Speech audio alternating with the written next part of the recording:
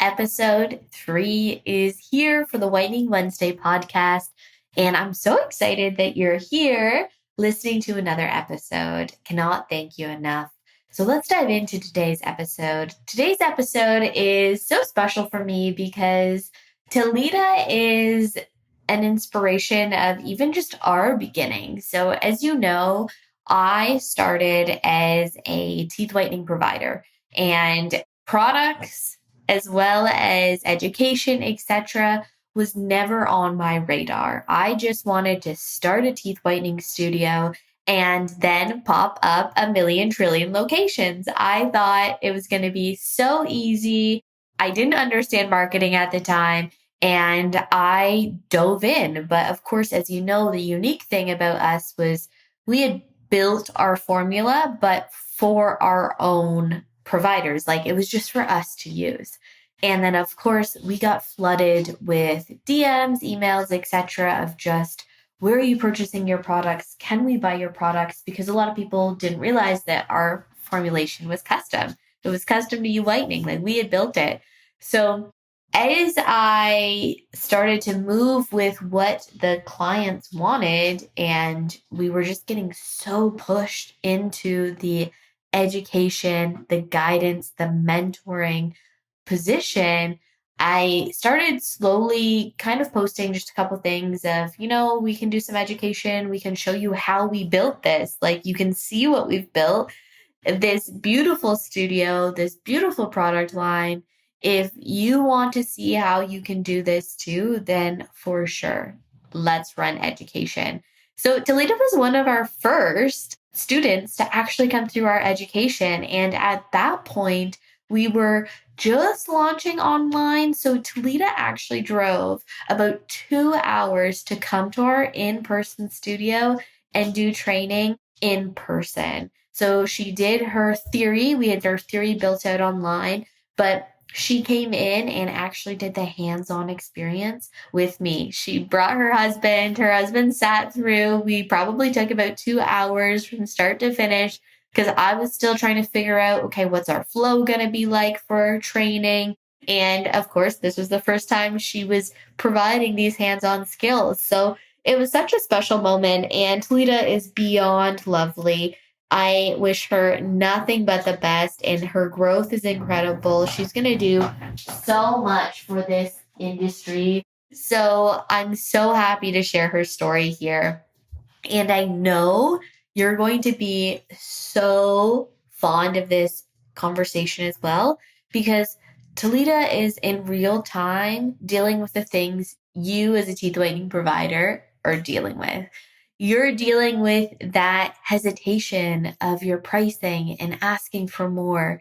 You're concerned about if you're offering a service in home, is it awkward? Is it stressful to think of, oh my gosh, where are the kids? Where are the pets? Is it clean enough? Does it smell funny? Like, can I actually promote this? I don't want to share my address. Talita is in real time doing exactly what you want to do, because Talita has also just expanded. She's now in a commercial studio and loving every minute of it. She's left her full-time job, and she is 100% through and through a teeth whitening entrepreneur. So this story is going to be so much inspiration and probably that fire that you need to get moving. So I'm going to stop talking. Thank you, as always, to our sponsor of the show today, and of course, our podcast team. And let's jump in to our episode of Season 3, Episode 3 of Whitening Wednesday. If you are a teeth whitening or tooth gem specialist, this is the podcast for you. My name's Rach, and I am the industry leader of all things teeth entrepreneurship. Together, let's learn from real-life experiences to must-have brands on how to take your business to the next level and leave that 9-to-5. Friend, welcome to Whitening Wednesday, and I'm so glad you are here. Let's build a safe industry together.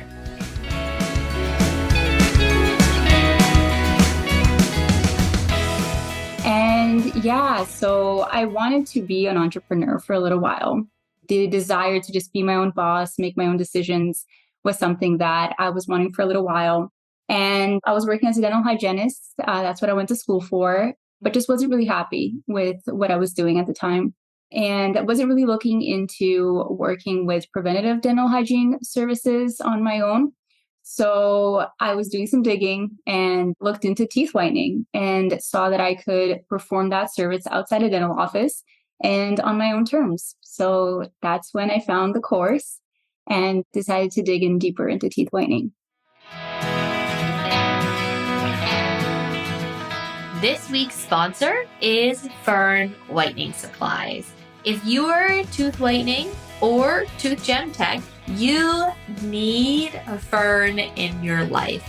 Literally, Fern has everything you could ever need as a teeth whitening or tooth gem technician. From your chairside essentials to your PPE and disinfectant, all the way to a white labeled retail line that is the blank canvas you get to work with. Friend, Fern is literally there for you. Check out Fern Whitening Supplies today and use discount code WW10 for 10% off your first order. Let's get on with the show.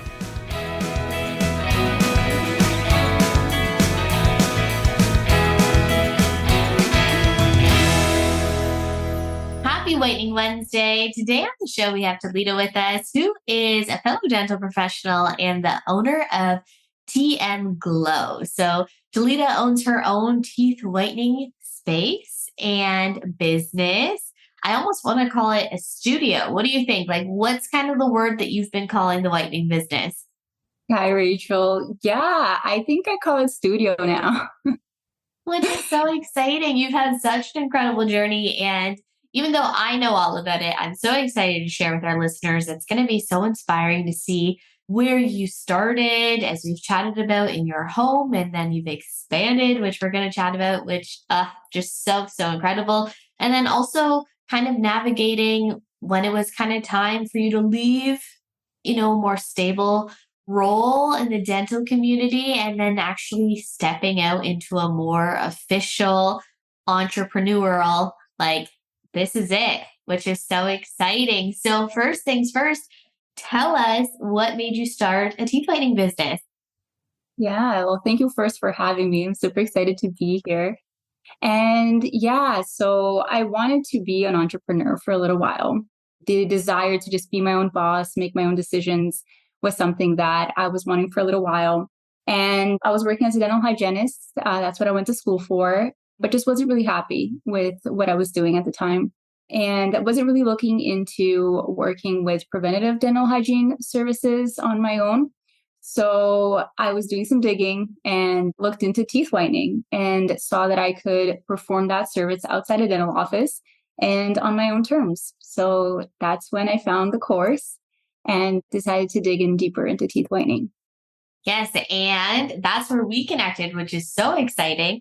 Talita was actually one of our, first few that came through our course of how to get started, which is so exciting. It feels like so long ago now, but it really does show that if you put in the time and the energy towards it, any entrepreneur journey, it's going to come together. So it's here. Yours has come together, which is so exciting. So tell us, first things first. I know I was always confused about this because I was a dental professional that went the non-course route. So I went off of experience and also, I guess I just had like a unique background of dealing with manufacturers that I was able to really understand products a lot differently than we would at a dental office. Because when do we ever just get to deal with a manufacturer, right? We don't get to do that as providers. So I decided to not go the course route and I went very self-taught and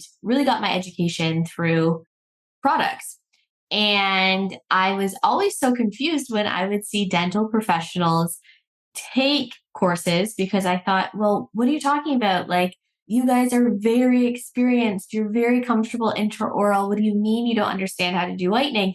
But little did I realize, and especially once I started teaching dental assisting with a college, guess I kind of forgot this when I was in school, but the lack of education on teeth whitening, the limited amounts that it's ever done chairside at a dental office, it makes sense why dental professionals are seeking out these hands-on skills for teeth whitening because we don't get to do it in our day-to-day as providers. So I know when we had connected, you were even like, well, I don't understand the steps at all, or like, I have no idea what they are because it's true. Like, we don't get taught that. So tell us kind of about that because I know so many professionals are like, do I need training? Like, would it actually benefit for me, etc. So, what were kind of your experiences? Did you consider trying to do it without training, or did you know right away you're like, no, I'm lost. I need to get some help here? It's a great question. Yeah, no, I know I needed a course. Yeah, in dental hygiene school, it was really briefly touched on. We had to learn how to make like one custom fit tray. I don't even know what was a product we were giving to the clients, to be honest, whoever did want to buy it. And that was it. And then after I graduated, the offices I worked at, they offered teeth whitening, but I was never trained on it. So they had like dental hygienists who were already working there for a long time and that just like knew how to do it. They were in and out and they were like the go-tos. And I would remember asking like, hey, I want to learn how to do it and stuff like that, but just was never, the time to do it. So yeah, I literally knew nothing about it. So the course that I took with you was literally everything I needed. Like I needed to know from the basics up to, the different kind of products and what can I expect after, because yeah, I literally did not know anything. And I feel like us as dental professionals, sometimes we can kind of put our backs up against this industry because it is, definitely it's so blurred, right? You think, oh, dental professionals, it makes sense. You should be the one providing it. But at the end of the day, it really does come down to since we aren't taught it well at all in school, it's about the extra steps in education you take on yourself, the more knowledge that you let yourself learn.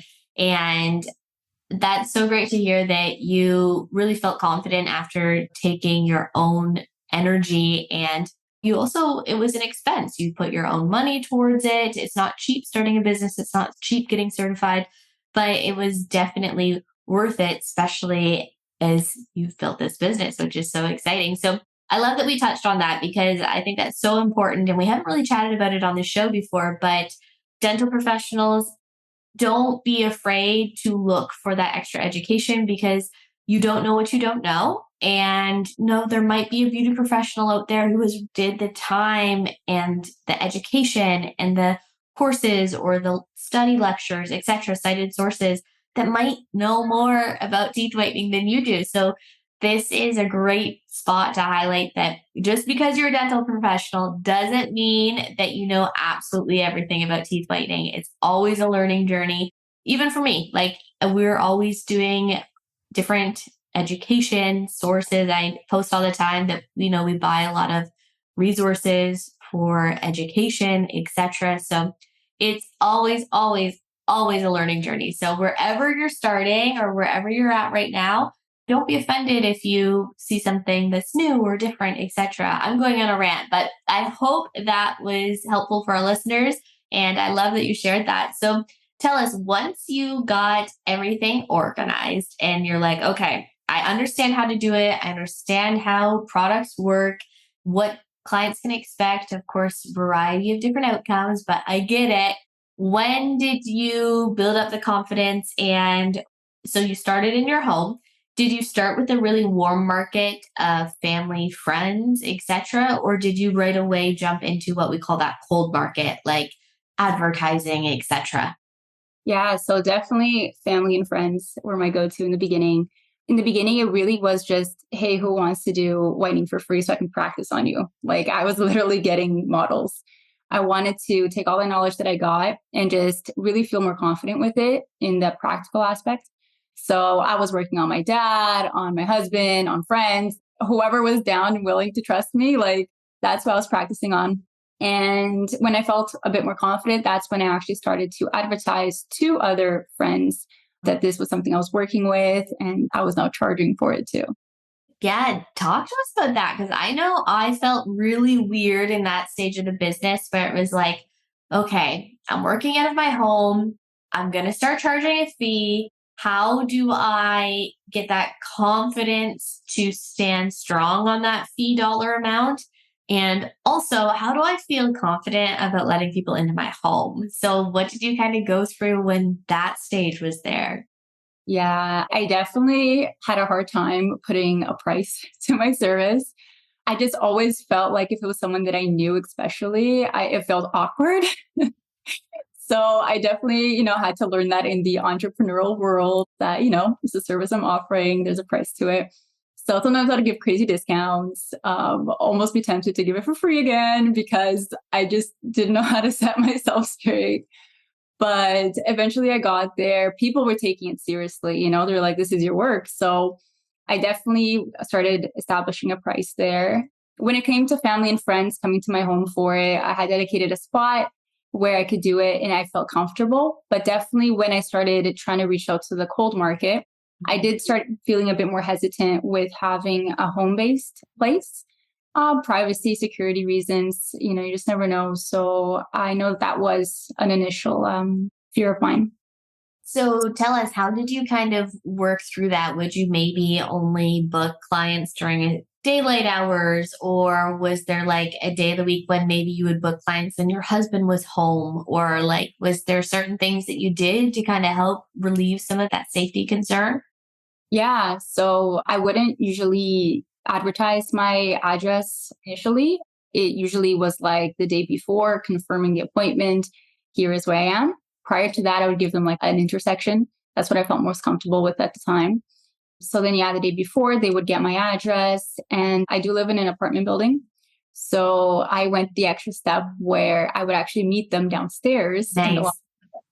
So then I could kind of get to know them, chat with them on the way up the elevator, bring them into my home, and they don't even know exactly probably which store it is. It's probably Smart. crazy. Yeah. We live in a crazy world nowadays, so you just never know. But it was working great. And then I think my fear started diminishing because I started realizing, people are good. I can trust people. And especially if it was like a male audience that I was attending, I was feeling safer having my husband at home. Not that he would necessarily butt in or, interact, but just to know that he was around. So that was something that helped me as well. And then having great experiences, like I haven't had any bad experiences. So that also was helping me a lot to just keep going and just feeling more comfortable too. Yes. And I love that you kind of made it a start to finish journey. Like, I remember this one orthodontist I used to work with. He was determined that you never would walk out into the reception area and call the name and then like say, okay, come on back and just start walking. You had to walk up to the client, you had to chat with them, and you had to bring them back with you. You were never just like, they weren't to follow you, you weren't to follow them. It was like, you were to bring them, like make it a whole journey, make the customer more comfortable, etc. So you're doing that exactly. And I bet that probably just also made the patient feel a little less anxious because even though home based services are much more popular than they used to be, like it's very, very common now, it can still be a little awkward for the client coming into a home too, as well, right? For sure. Yeah. And I would definitely think a lot about that. And that was an insecurity too, because I'm just like, what are they going to think of my business? It's not even like I had a dedicated room for it. Like I literally divided my living room in half and put up some dividers and like it worked out. Thankfully, like the bathroom was like easy access. It was right out from the entrance door. So I made the best out of the space, but it's definitely so common to, I feel like, have these insecurities and these thoughts of the what ifs, right? When you first start. Exactly. So if you were having kind of those thoughts, I'm interested to see what your next answer is going to be. Were you giving a tip option? So that they could tip me. Yes. I was not. Did you shy away and you felt like, oh no, like I'm already charging them? Like I feel like I don't also need to ask for a tip? Or did you just feel like that wasn't even in your something that you thought about at the time? I honestly didn't even think about it. I felt like if I got a client in, I was already so excited that and they were paying me the value I asked for. But I just kind of gauged it. Like some clients would tip me and, I was like an extra happy moment for me. I wasn't expecting it. And I feel like even nowadays, when it comes to service-based businesses and the whole like etiquette of how much do you tip, what services, Mhm. I feel like even myself, sometimes I get kind of confused. And so I can only imagine like other people probably are confused about that too. So yeah, with tipping, it's always a nice bonus is how I view it. But yeah, when I do get them, it's definitely a happy moment. Yes. So we're going to chat about how you've expanded and you're at a different location now. But before we kind of get into the story of how you got there, do you ask for tips now that you're at a different location? I still don't. You still don't.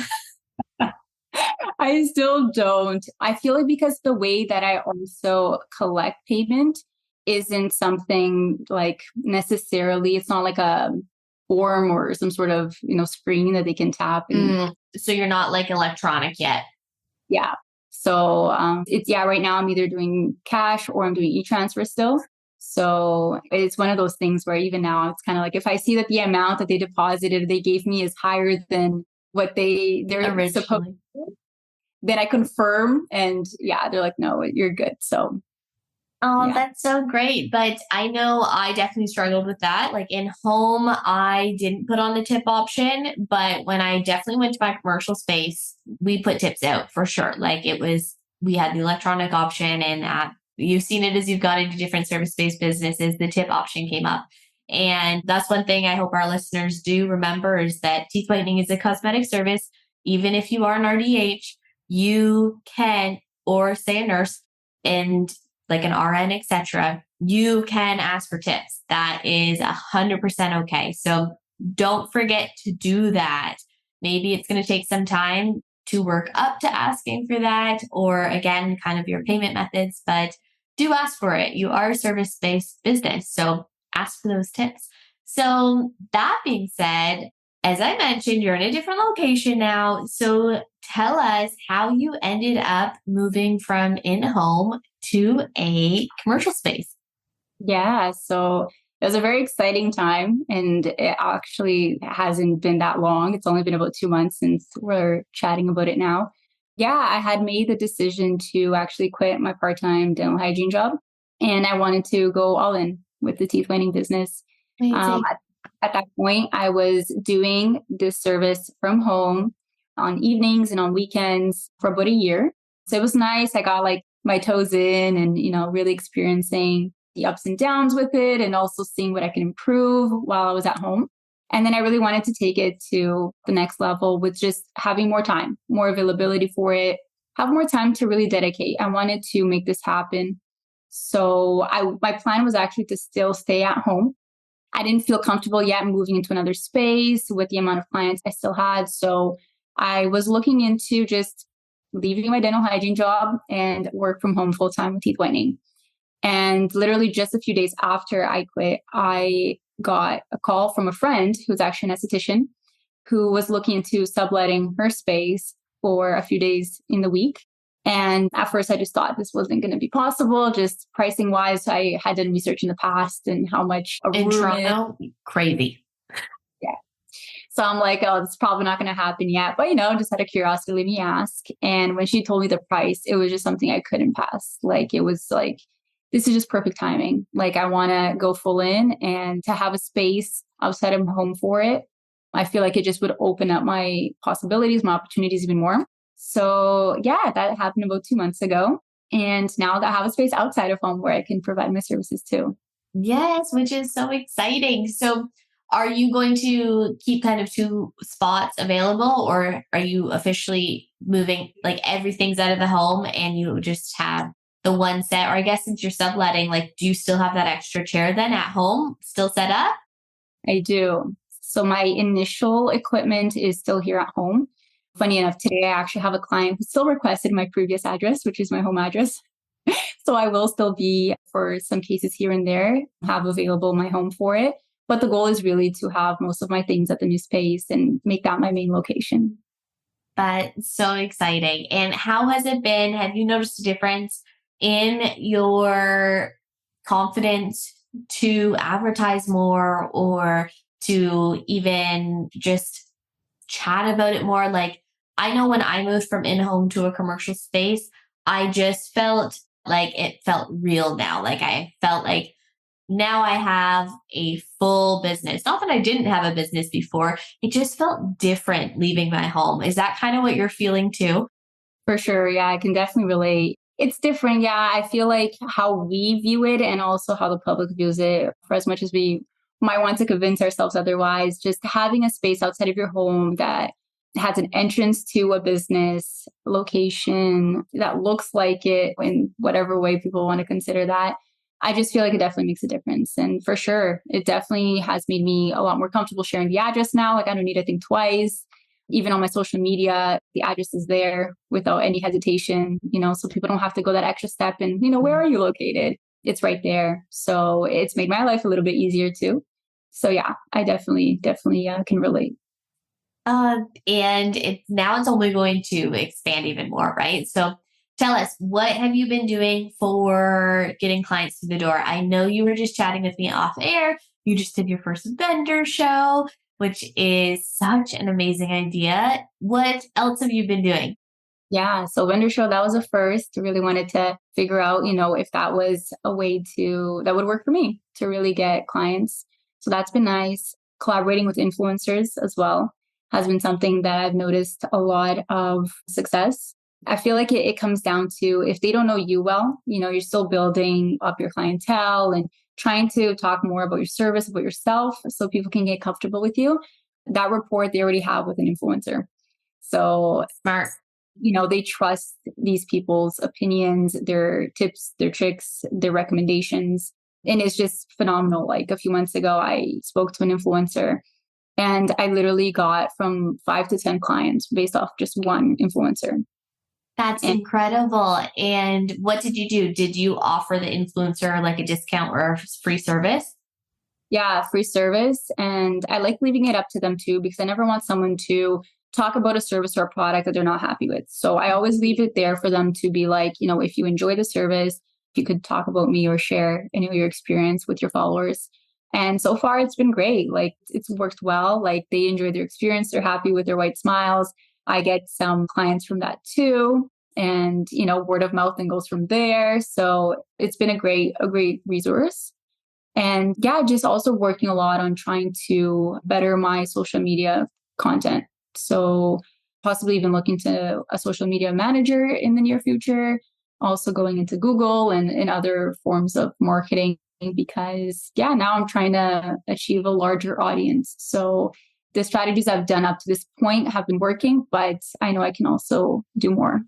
That's great. You're definitely pioneering small business startup. Like you have to think outside the box. And if it does come down to your time and free services, but it's getting you that return, like that was totally worth it for 5 to 10 clients off of that 1 hour that you took out of your time, right? So that is such a great piece of advice. I know we had worked with ambassadors a bit in the past too, but that was definitely like, influencers are totally different now, even when we did it.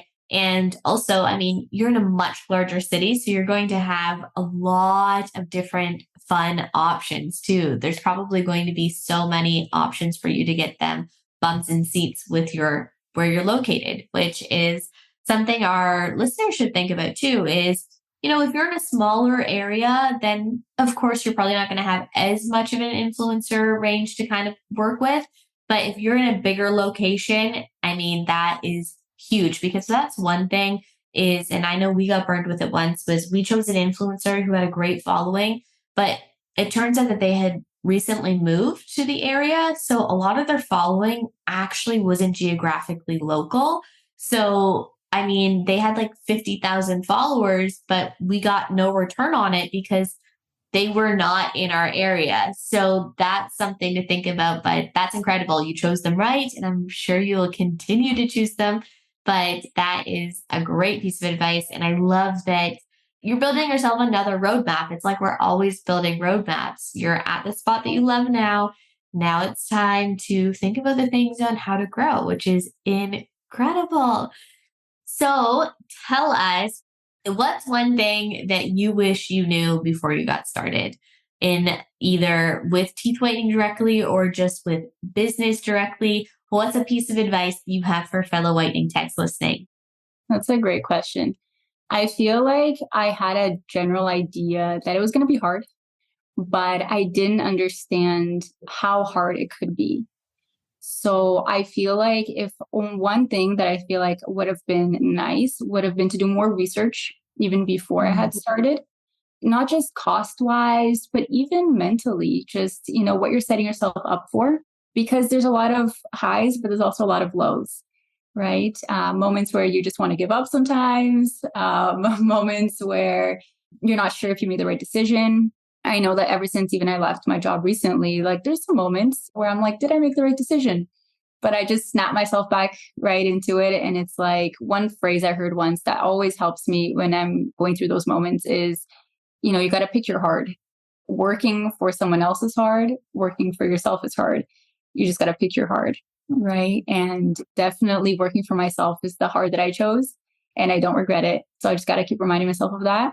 But yeah, I feel like if I just had a better idea of the costs, of the toll mentally it would take on me a little bit, it would have just been, I think, that extra step to prepare me a little bit more. Yes, that's a great piece of advice. And I get it. It's so hard to kind of even look that stuff up because, again, depending on your geographic location or your background, etc., like it can be so tricky. I mean, we could start at the exact same time and provide the exact same service and have completely different outcomes, right? So I get it, but I love that you mention mentally because that is one thing is you are going to have really intense days. And it's great that you highlight that and that fellow listeners can remember that you're not alone. Other entrepreneurs are going through the exact same thing. And, you've chosen the hard that's going to pay off. Yeah, for sure. And I don't regret it. It's been a lot of trial and error, a lot of learning, but I wouldn't trade it for everything that I've done, in the past. And I'm just very happy, very thankful for this opportunity. And I'm just very looking forward to growing this even more. Oh, well, we can't wait to follow along and continue to watch your business succeed. So tell us, where can we follow along with your journey? Yeah. So my website is now the main place. So tmglow.ca, but also social media. There is Instagram and now TikTok, which Oh, is yep, tmglow.toronto.